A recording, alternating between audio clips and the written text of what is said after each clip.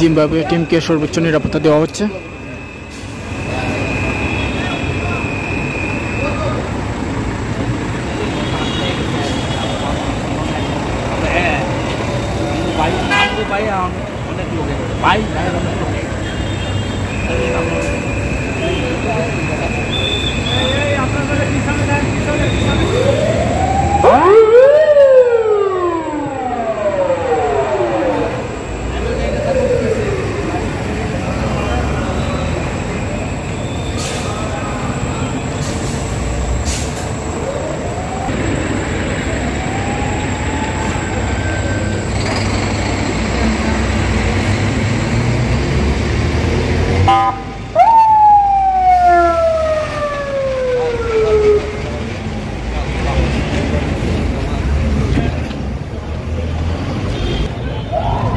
যাক, অবশেষে Zimbabwe team নিরাপত্তা দেওয়া শেষ হলো।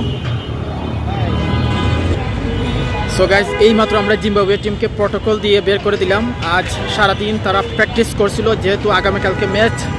সো ম্যাচের আগেই ওনারা আসছিল, সো এই জন্য সবাই প্র্যাকটিস করে চলে গেছে।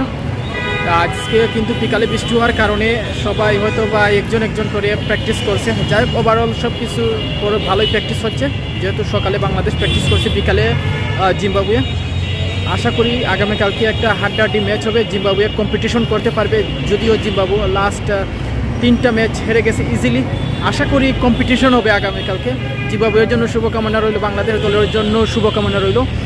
আমার কথা হচ্ছে একটা গেম হাড্ডাহাড্ডি হোক, যাতে দর্শকরাও আনন্দ পাক। আলী ভাই কিছু বলতে চান কিনা? আলী ভাই কিছু বলেন। আমি বিশেষ করে জিম্বাবুয়ে টিমের অধিনায়ক সেকেন্দার রাজা, তার প্রতি আমার ভালোবাসা হৃদয় থেকে।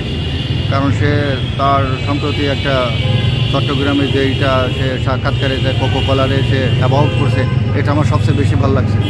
আমি মুসলিম হিসেবে এটা আমার বেশি ভালো লাগছে। সেকেন্দার রাজার প্রতি আগে আরও ভালোবাসা ছিল, আর ভালোবাসা আরও বৃদ্ধি পাল, ভালোবাসা আরও হলো। সে মুসলিমদের ভিতরে একটা মানে আরও ভালোবাসা সেই জয় করে নিল। বিশেষ করে না, আসলে সিকান্দার রাজা কিন্তু এই যে লাস্ট চট্টগ্রাম কোকোকলার পুতুলটা সরিয়ে নেওয়ার কারণে বাংলাদেশের দর্শকদের ভালোবাসা কিন্তু আরও বেড়ে গেল। সিকান্দার রাজা কিন্তু এমনি মুসলিম হিসেবে, ধার্মিক ব্যক্তি হিসেবে বিশ্বের সবার কাছে পরিচিত, সবসময় বড় বড় লিগ খেলে থাকেন। বিশেষ করে আমরা বাংলাদেশের অনেক ভালোবাসি সিকান্দার রাজাকে। থ্যাংক ইউ সবাই যারা এই ভিডিও দেখবেন, অবশ্যই শেয়ার করে অন্যদেরকে দেখার সুযোগ করে দিবেন। আর জিম্বাবুয়ে টিমকে এখন সাপোর্ট করবেন। বাংলাদেশের দুঃসময় কিন্তু জিম্বাবুয়ে টিম বাংলাদেশের সাথেই ছিল, তো আপনারা জিম্বাবুয়ে টিমকে সাপোর্ট করবেন। আসসালামু আলাইকুম। সেকেন্দার রাজার প্রতি ভালোবাসা এবং জিম্বাবুয়ে টিমের জন্য ভালোবাসা। ধন্যবাদ।